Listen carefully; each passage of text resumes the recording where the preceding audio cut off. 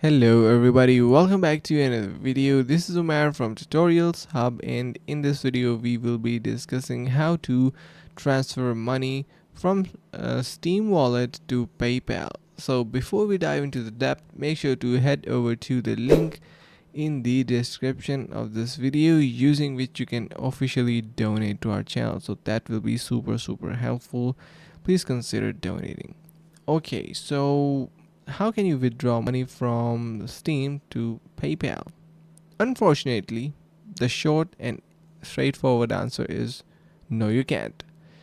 Steam doesn't allow transferring wallet funds back to a PayPal or bank account. However, you can recover Steam money by gifting someone a game and have that person pay you privately, or by using Steam trading sites where you trade games or skin for real money. So that's the only method that most of the people, actually everyone, uses to get their money out and back. So I hope this helps. Make sure to head over to the link in the description to simply donate to our channel. That is going to be super helpful. And yeah, thank you so much for watching. See you in the next video.